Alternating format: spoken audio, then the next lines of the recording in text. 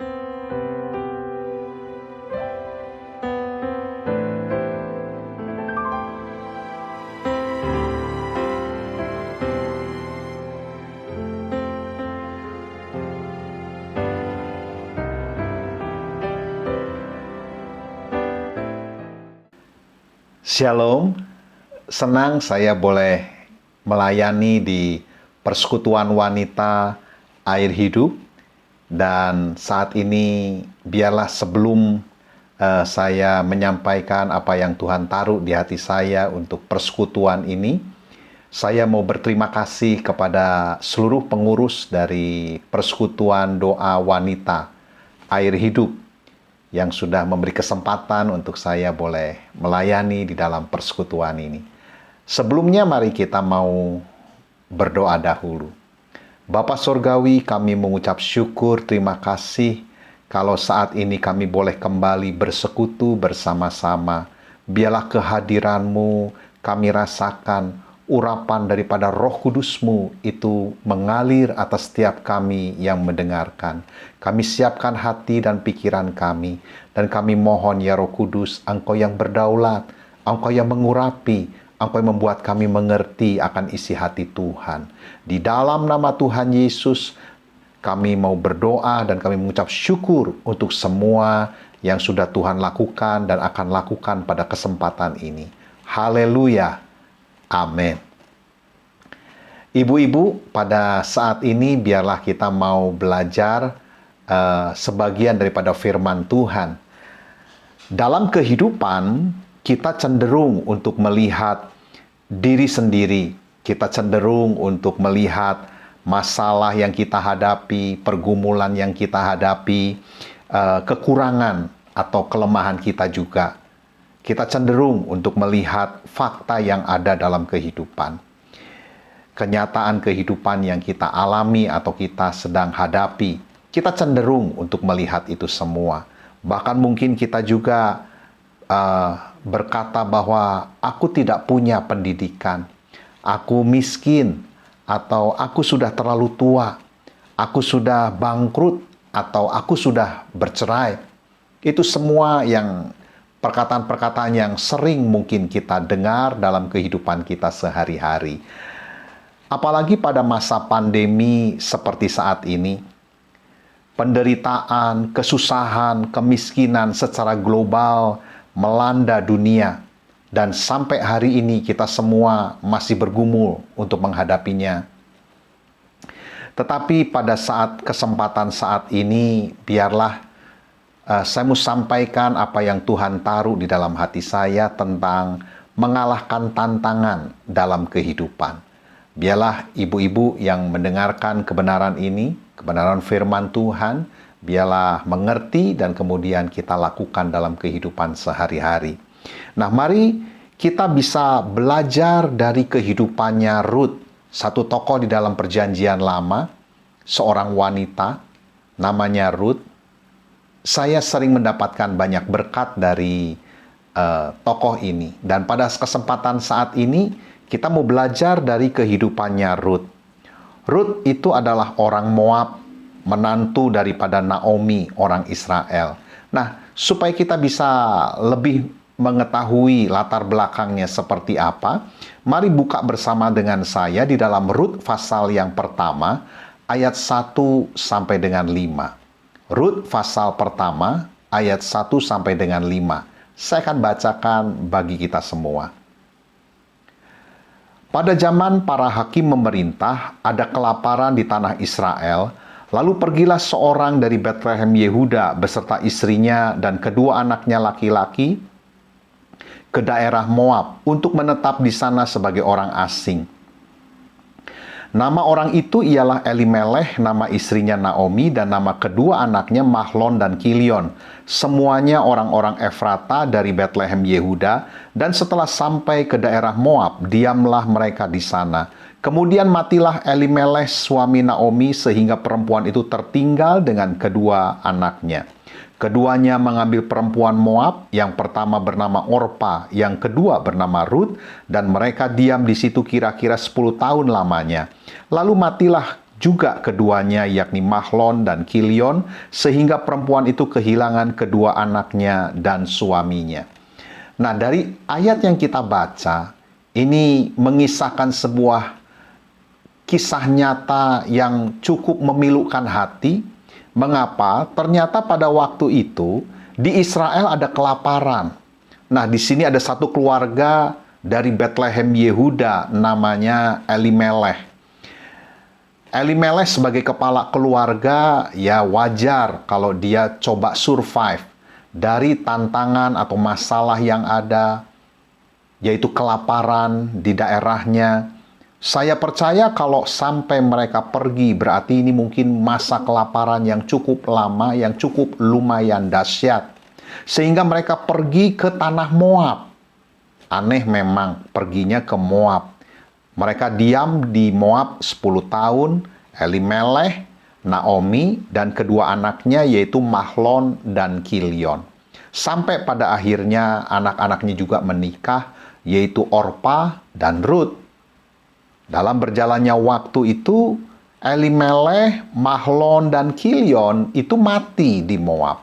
Jadi yang tertinggal hanya tinggal Naomi dan juga kedua mantunya. Lalu Naomi bertujuan untuk kembali ke tanah Yehuda, yaitu tanah Israel. Nah, pada waktu Naomi mau kembali, dia mulai menyuruh menantu-menantunya untuk kembali ke keluarganya masing-masing.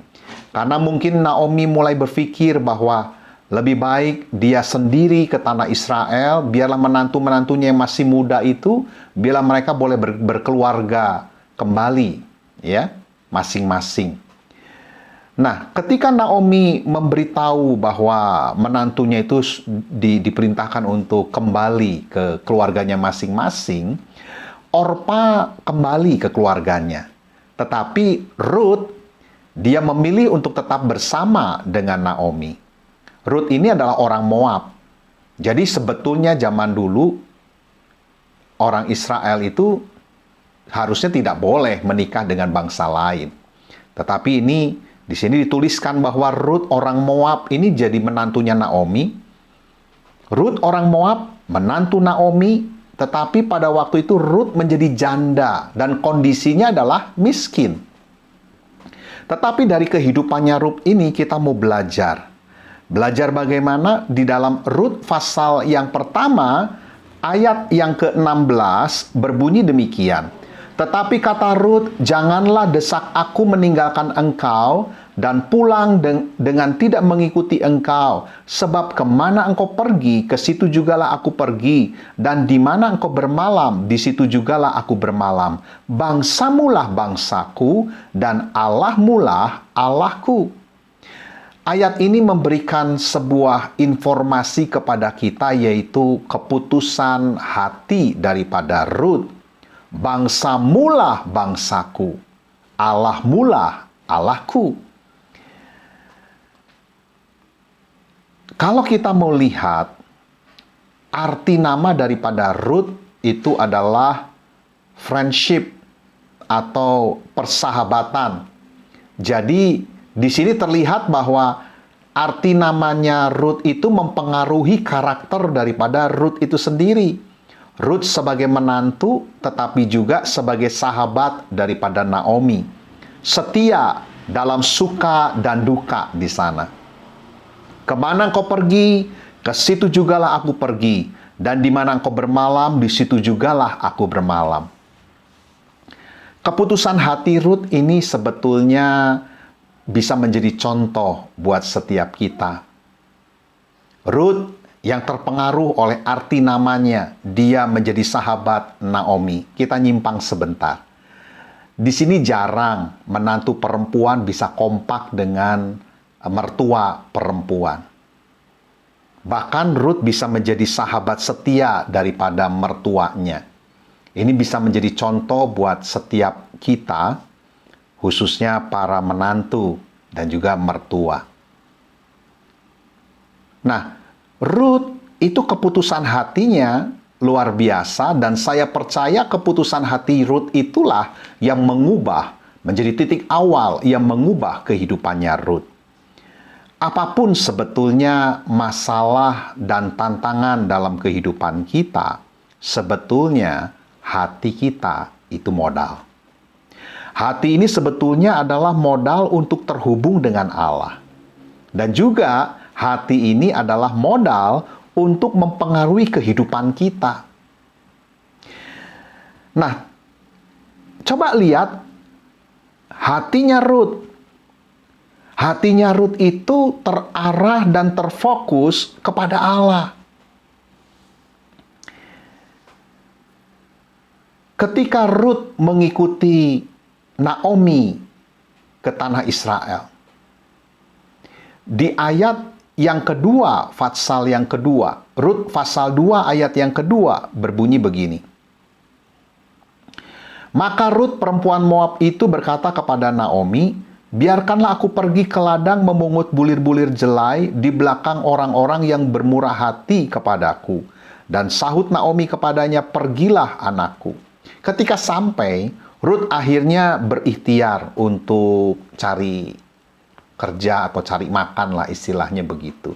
Tetapi di dalam Alkitab New King James Version, di sana kita bisa temukan orang yang bermurah hati kepadaku, itu diterjemahkannya adalah I may find favor.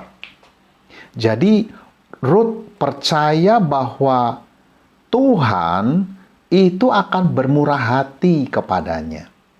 Rut orang Moab, tetapi pada waktu dia memutuskan hatinya kepada Naomi, bangsamulah bangsaku, Allahmulah Allahku, sebetulnya Rut mulai menggunakan hatinya untuk terkonek dengan Allah Israel.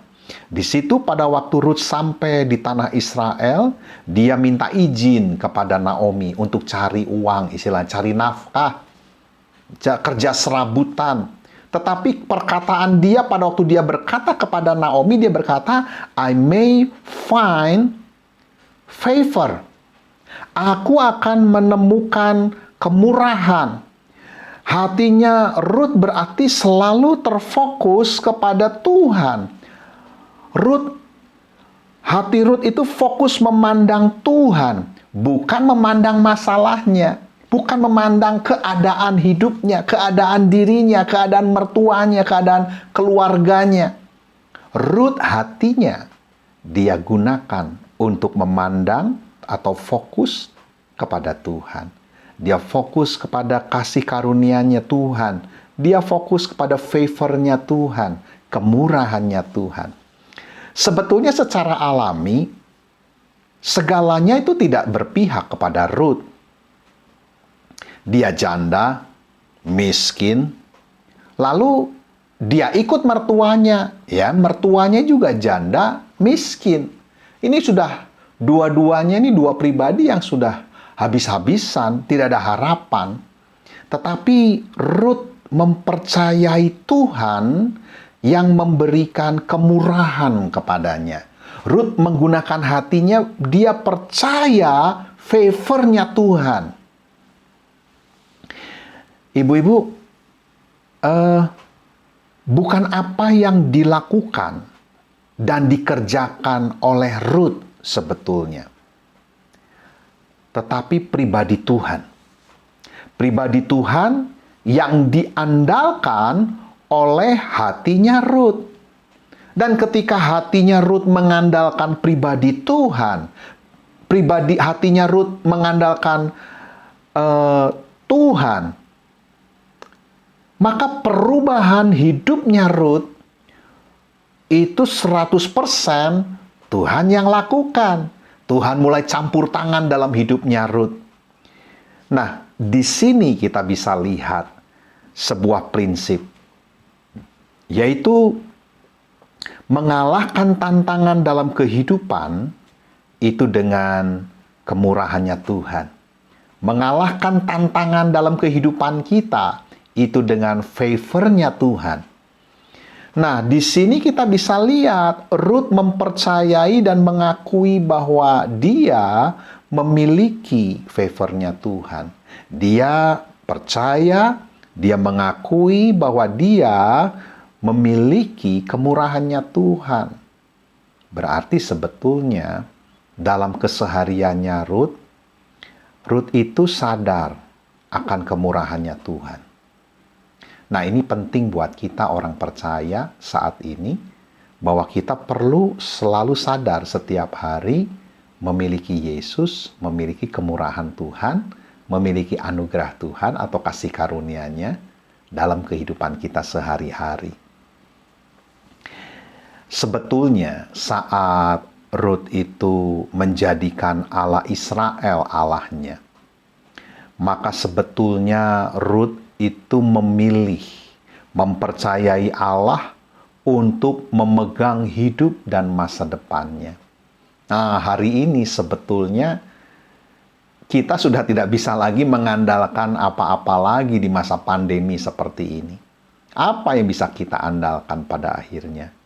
Bersyukur juga untuk masa-masa seperti ini. Di sini hati kita terkoreksi hanya untuk bisa mengandalkan Tuhan saja. Mengandalkan kasih karunia dan anugerahnya Tuhan saja. Mengandalkan favor-nya Tuhan. Mempercayai Tuhan artinya Ruth itu menggantungkan hidupnya dan mengandalkan hidupnya kepada Allah, kepada Tuhan. Hati Ruth itu selalu berharap kebaikannya Tuhan. Dia berharap kemurahannya Tuhan. Dia berharap pertolongannya Tuhan.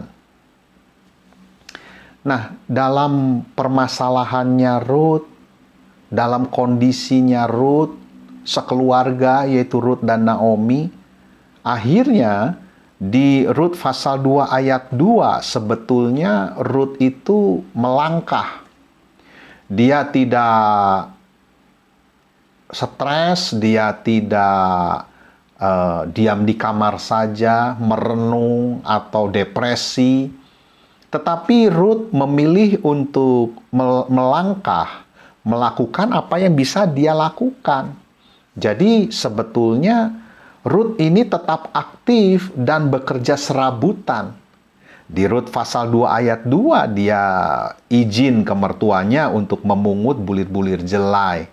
Mengapa dia kok memilih itu? Ya karena di sini sebetulnya pada zaman itu bagi seseorang yang miskin dia bisa datang ke ladang untuk mencari jelai-jelai yang terjatuh, yang tertinggal di ladang, dipungut untuk dibawa pulang. Hanya itu yang bisa dia lakukan, kerja serabutan. Tetapi luar biasanya adalah begini. Di ayat yang ketiga pasal 2 dari Ruth, pergilah ia, lalu sampai di ladang dan memungut jelai di belakang penyabit-penyabit. Kebetulan ia berada di tanah milik Boas yang berasal dari kaum Elimeleh. Saya bersyukur begini. Keputusan hatinya Ruth mengandalkan Tuhan, mengandalkan pribadinya Tuhan, justru disitulah Tuhan bisa tampil, memberikan favor-Nya, kemurahannya, anugerahnya. Mengapa? Coba lihat di ayat yang ketiga. Di situ ditulis, kebetulan ia berada di tanah milik Boas. Garis bawahi kata kebetulan. Ini aneh, kebetulan. Ruth kok bisa kebetulan ada di ladangnya Boas? Itu ladang bukan hanya milik Boas semuanya di tanah Israel. Banyak orang yang punya ladang. Tetapi anehnya adalah Ruth kok bisa memungut jelai kebetulan itu di ladangnya Boas. Kita bisa tahu ya, Roma 8 ayat 28. Allah turut bekerja dalam segala hal untuk mendatangkan kebaikan.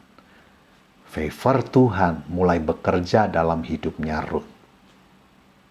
Dan anehnya juga begini, kebetulan-kebetulan yang mulai muncul dalam hidupnya Ruth. Boas juga ini kebetulan kerabat yang berhak menebus Ruth. Di Ruth pasal 3 ayat 12-13.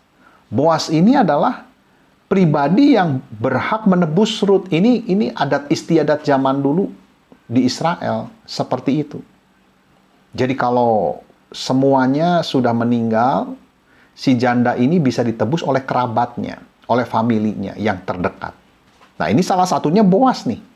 Ini kebetulan lagi. Dan kebetulan lagi bahwa Boas itu seorang yang kaya raya. Rut pasal 2 ayat 1. Kalau kita lihat hal-hal kebetulan yang beruntun ini, tidak mungkin ini hanya sekedar kebetulan biasa. Kalau kebetulannya satu kali, ya itu biasa. Mungkin.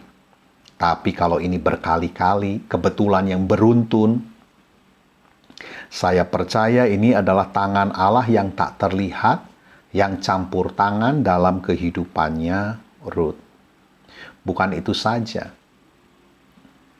Ketika Rut menghadapi badai hidupnya, ketika Rut menghadapi tantangan hidupnya, masalah kehidupannya, pergumulan kehidupannya, rupanya dari sini kita bisa lihat ibu-ibu, kita bisa mendapatkan teladan, yaitu apa? Menghadapinya dengan favor-nya Tuhan, dengan kemurahannya Tuhan. Rut memungut jelai-jelai di dalam favor-nya Tuhan. Kalau bisa dilihat begini, pada akhirnya Boas itu bisa digerakkan hatinya untuk campur tangan. Rut pasal 2 ayat 17, di sana dituliskan bahwa Rut itu memungut jelai sampai petang, dan dia bisa membawa hasilnya yang dipungut itu seeva jelai. Seeva jelai itu berarti 10 kilo gandum.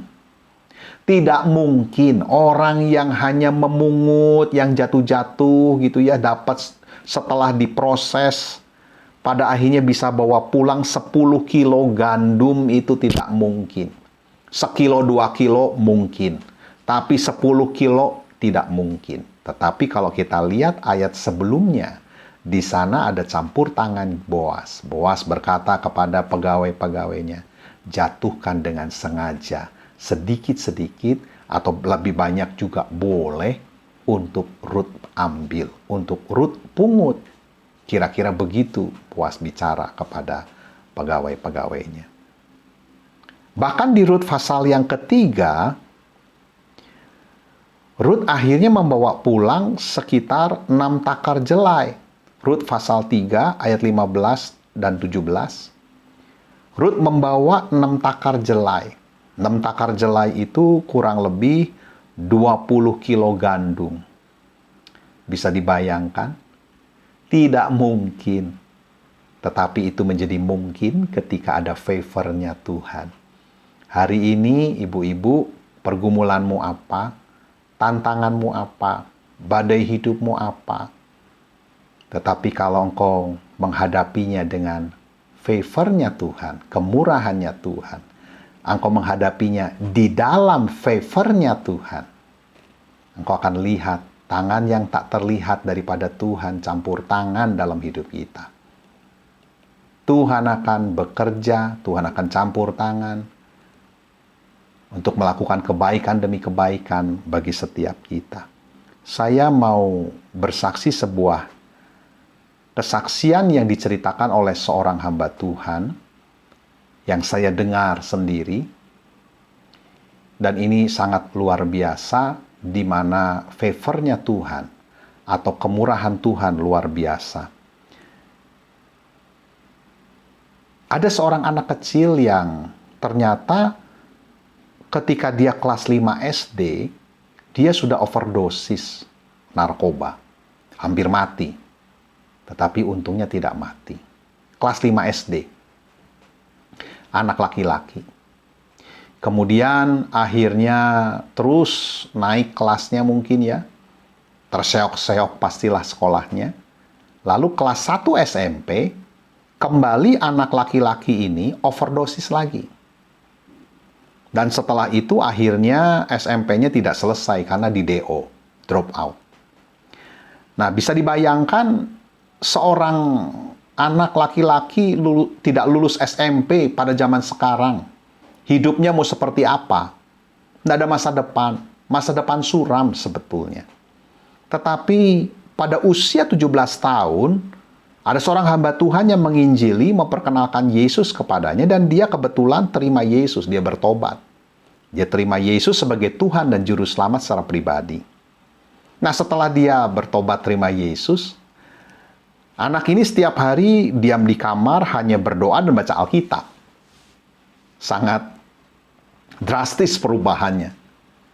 Tiap hari dia berdoa. Tiap hari dia di dalam kamar itu baca Alkitab. Jam makan siang keluar kamar, selesai makan, masuk kamar lagi, berdoa, baca Alkitab. Terus begitu. Sampai satu ketika ibunya ngomong sama dia, "Nak, kamu tidak mungkin. Ya rohani mama senang. Kamu berubah, diubahkan Tuhan, mama senang. Tetapi tidak mungkin kamu terus-terusan seperti ini. Diam di kamar, hanya baca Alkitab dan berdoa. Engkau nanti kan mandiri. Semakin umurmu bertambah dewasa, engkau mandiri. Engkau nanti punya rumah tangga sendiri. Cobalah kau keluar dari rumah ini untuk cari kerja atau mau usaha-usahalah. Mau kerja-kerjalah, silakan. Mama dukung." Lalu si anak ini akhirnya dia coba melamar kerja. Nah, ini yang luar biasanya. Dia melamar di daerah Jakarta itu. Melamar, dan pada waktu melamar, dia melamar di satu perusahaan properti rupanya. Dan ternyata yang melamar di sana luar biasa. S1, S2, lulusan luar negeri, kumpul semua di sana. Dan pada waktu diwawancara, anak ini ditanya tentang kehidupannya. Dia hanya bersaksi sebetulnya. Dia tidak menceritakan kurikulum vitae-nya dia. Dia hanya bersaksi saja bahwa kelas 5 SD dia sudah narkoba, overdosis, mau mati, nggak mati-mati. Kelas 1 SMP dia narkoba lagi, overdosis lagi, mau mati, tidak mati-mati. Usia 17 tahun dia berjumpa dengan Yesus dan akhirnya bertobat, dan Yesus ubahkan hidupnya. Dan saat ini saya mau kerja. Dan anehnya adalah dia diterima di tempat kerja itu. Itu satpamnya sampai kaget. "Kamu kok bisa keterima?" Karena apa? Satpamnya saja S1, sarjana. Satpam, sarjana di situ. Sedangkan yang lainnya lagi lulusan Amerika, MBA, ya. S2 yang dari Amerika, dia saingannya, kok dia yang keterima. Dan akhirnya beberapa bulan kemudian, akhirnya dia pun dipercaya menjadi kepala dari pemasaran, bagian pemasaran. Nah, yang menjadi luar biasanya adalah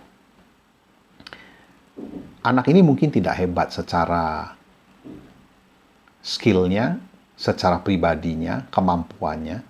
Tetapi yang luar biasanya adalah dia punya favor-nya Tuhan. Dia punya kemurahan Tuhan. Dan kemurahan Tuhan itulah yang mengalahkan tantangan-tantangan yang ada dalam hidupnya. Ibu-ibu, jangan pandang apa yang tidak kita miliki secara alami dan melihat kekurangan kita. Mari percayalah pada kemurahan Tuhan. Dan kita akan melihat berkat-berkat yang kita dapat, ya, berkat-berkat yang tidak dapat dilakukan oleh kemampuan-kemampuan alamiahnya kita. Keterbatasan-keterbatasan yang kita punya. Nah, sekarang yang menjadi pertanyaannya adalah begini. Kalau kita menghadapi tantangan kehidupan, kita mengalahkan tantangan kehidupan dengan cara menggunakan favor-nya Tuhan, menggunakan kemurahannya Tuhan. Caranya, bagaimana caranya kita mendapatkan kemurahan itu? Bagaimana caranya kita mendapatkan kemurahan Tuhan atau favor Tuhan dalam hidup kita? Banyak orang yang beranggapan bahwa untuk mendapatkan favor Tuhan, mereka harus melakukan doa puasa. Mereka harus baca Alkitab setiap hari, disiplin. 10 fatsal, 20 fatsal mungkin. Atau mereka percaya bahwa mereka harus melakukan bangun keintiman dengan Tuhan. Melakukan pujian penyembahan dan lain sebagainya. Ya, itu baik. Tetapi dalam hal favor Tuhan, kemurahan Tuhan, ini kebenarannya. Ibu-ibu, sebagai orang percaya, kita ini telah ditebus oleh Yesus, oleh darah Yesus, sehingga kita memiliki favor Tuhan, otomatis memiliki kemurahan adikodratinya Tuhan. Jadi ketika Anda dan saya percaya Yesus, lahir baru, terima Yesus sebagai Tuhan dan Juru Selamat secara pribadi, saat itulah kita punya favornya Tuhan, kemurahannya Tuhan. Mengapa? Karena Bapa Sorgawi ketika lihat kita, dia lihat Yesus. Dan Yesus adalah kasih karunia yang diberikan kepada kita. Kita punya Yesus dan kita punya pada akhirnya favornya Tuhan. Karena Yesus, karena karya salibnya di Golgota, maka kita memiliki favornya Tuhan. Itu bukan karena apa yang kita lakukan dan usahakan.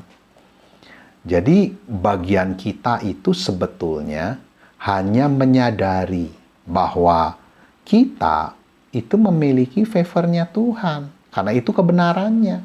Ketika kita bertobat, terima Yesus sebagai Tuhan dan Juru Selamat secara pribadi, saat itulah kita memiliki favornya Tuhan. Jadi kita hanya tinggal menyadarinya bahwa kita sudah memiliki itu. Kemudian yang kedua, bagian kita hanya tinggal dalam favornya Tuhan itu. Kita hanya tinggal dalam favornya Tuhan dan menikmati favornya Tuhan itu. Caranya bagaimana? Roma 10 ayat 9 dan 10 berbunyi begini. Sebab jika kamu mengaku dengan mulutmu bahwa Yesus adalah Tuhan dan percaya dalam hatimu bahwa Allah telah membangkitkan dia dari antara orang mati, maka kamu akan diselamatkan. Karena dengan hati orang percaya dan dibenarkan, dan dengan mulut orang mengaku dan diselamatkan. Ayat ini memberitahu kita begini. Kita perlu menggunakan hati dan mulut kita. Jadi cara menikmati favor Tuhan, gunakan ini.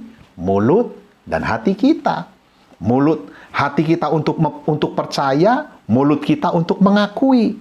Jadi caranya menikmati favornya Tuhan yang sudah kita punya, yaitu gunakan hati kita untuk percaya dan menyadari bahwa kita memiliki favornya Tuhan. Gunakan, yang kedua adalah gunakan mulut kita untuk berkata-kata, mengakui apa yang Yesus sudah capai, apa yang Yesus sudah sediakan. Jadi begini, pagi-pagi misalkan bangun tidur, kita bisa berkata menggunakan mulut dan hati kita untuk tinggal dalam favornya Tuhan, menikmati dan menyadari favornya Tuhan. Bapa Sorgawi, aku bersyukur, terima kasih karena aku dicintai oleh Engkau. Terima kasih untuk darah Yesus yang membuat aku kudus, dibenarkan. Terima kasih untuk kemurahan-Mu yang berlimpah-limpah. Dan hari ini, sepanjang hari ini, aku akan menikmati kelimpahan favor-Mu Tuhan dalam hidupku.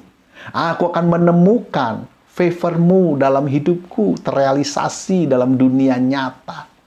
Sama seperti Ruth berkata, I may find favor. Aku akan menemukan favor Tuhan. Sehingga pada waktu Ruth pergi ke ladang untuk mencari jelai yang dijatuhkan, Tuhan pimpin dia ke ladangnya Boas.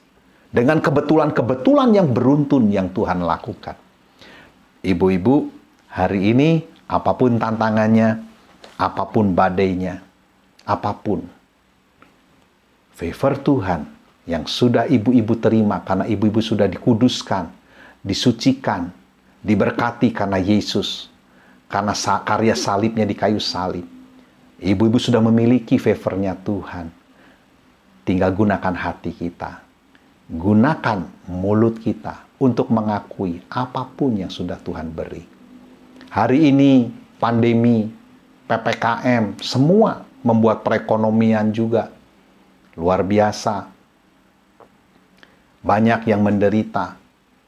Kita bisa berkata-kata, Tuhan, aku bersyukur karena aku dikasihi oleh Engkau. Aku bersyukur di masa pandemi seperti ini, ada kemurahan-Mu yang berlimpah dalam hidupku. Aku tidak tahu caranya. Keuanganku semakin menipis, aku tidak tahu caranya bagaimana. Tetapi yang aku tahu adalah Engkau akan lakukan sesuatu sehingga aku terpelihara sempurna. Bahkan lebih dari cukup. Ibu-ibu, percayalah Anda disayang oleh Tuhan Yesus, dan kemurahan Tuhan demi kemurahan Tuhan hari ini akan menyerbu dalam kehidupanmu, dan mulai saat ini apapun kondisi tantangannya, badainya, kemurahan Tuhan, favor Tuhan itu akan membuat engkau menjadi pemenangnya. Amin. Mari kita mau berdoa. Mari tundukkan kepala sebentar. Bapa Sorgawi, ku berdoa untuk firman-Mu yang disampaikan. Biarlah saat ini kami boleh menikmati dan tinggal dalam kemurahan-Mu. Bersyukur untuk Tuhan Yesus, untuk darah Yesus yang menebus kami, sehingga kami saat ini memiliki favor Tuhan, memiliki kemurahan-Nya Tuhan. Dan mulai saat ini Tuhan, mulai hari ini, kemanapun kami pergi, kemurahan Tuhan demi kemurahan Tuhan, itu termanifestasi dalam kehidupan kami. Saat ini kalau ada di antara ibu-ibu yang sedang mengalami pergumulan dan permasalahan, taruh tangan kirimu di dada, angkat tangan kananmu, saya mau berdoa.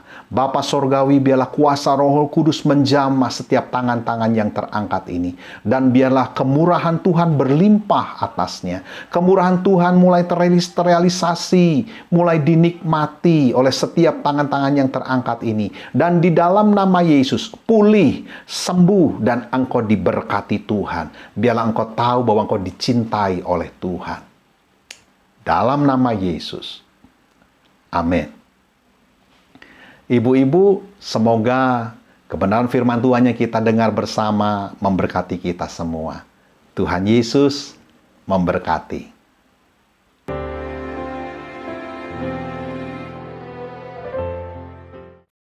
Shalom, ibu-ibu yang terkasih dalam Tuhan Yesus.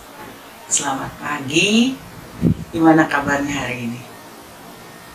Udah lama ya, nggak kerasa, hampir setahun lebih kita nggak ibadah bareng, ibadah tatap muka ya di Alpha Omega, karena pandemi sekarang makin hari makin meningkat.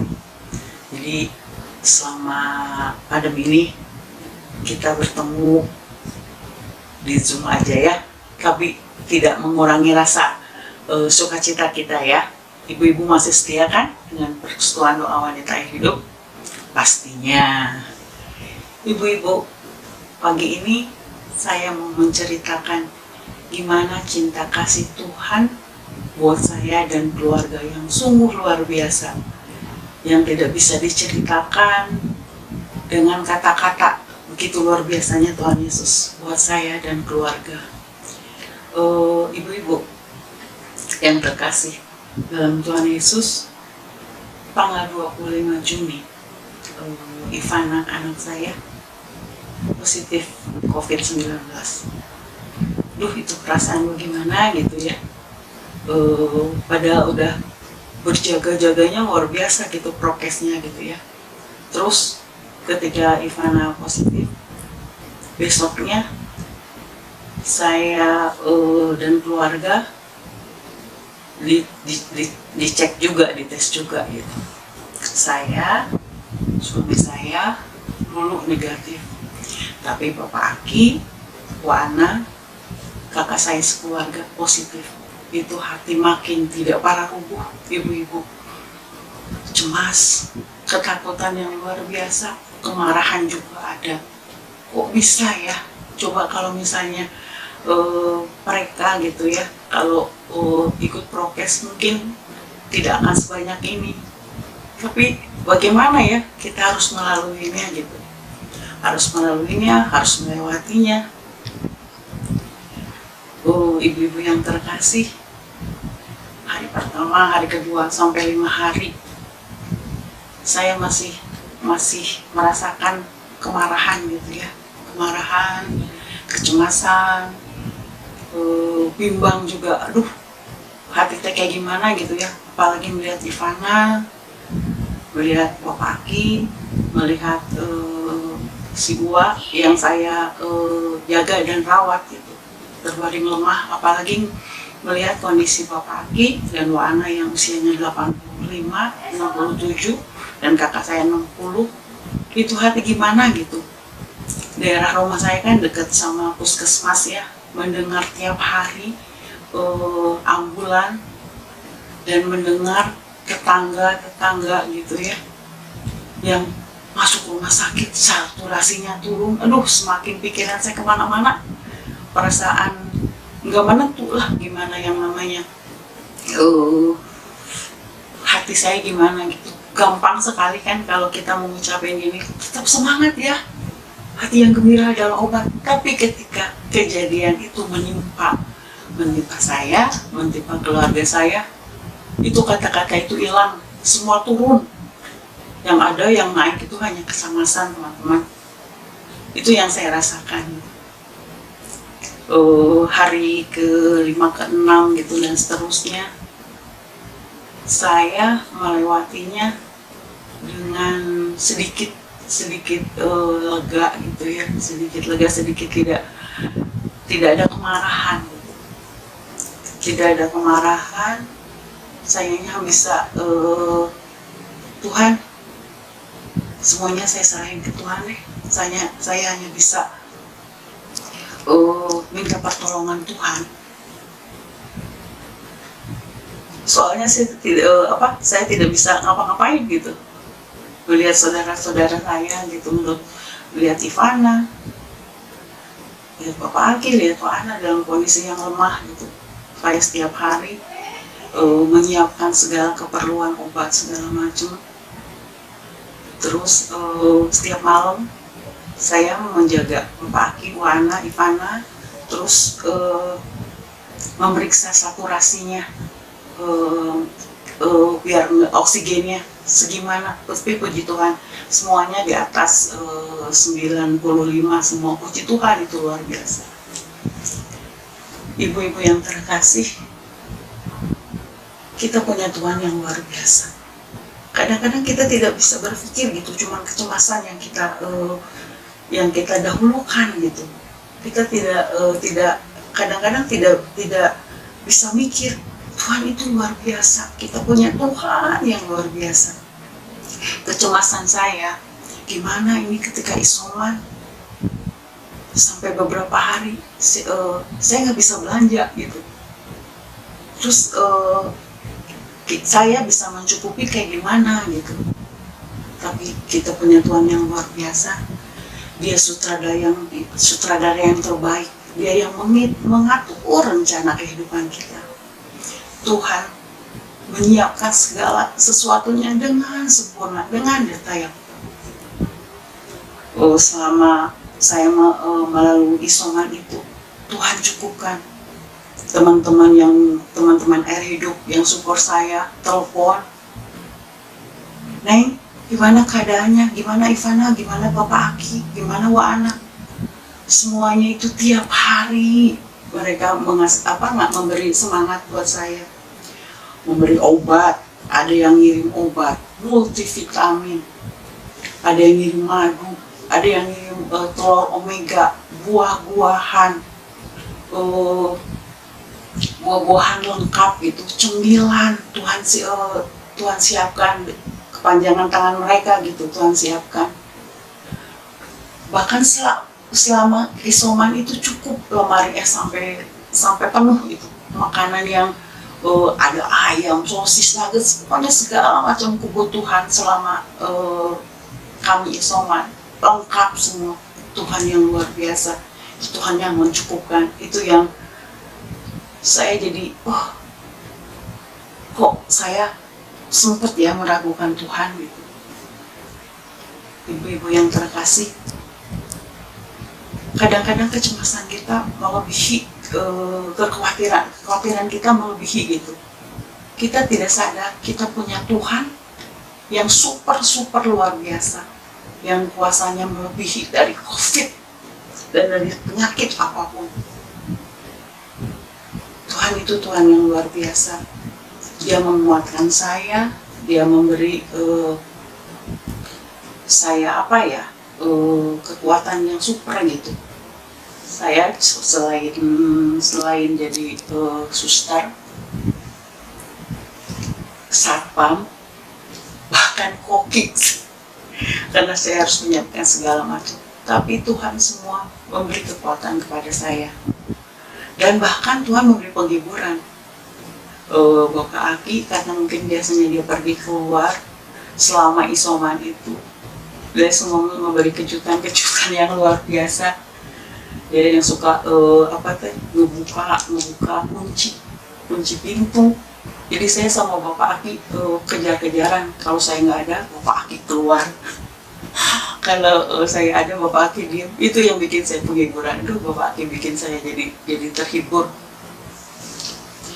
Ibu-ibu yang terkasih dalam nama Tuhan Yesus, jangan khawatir. Saya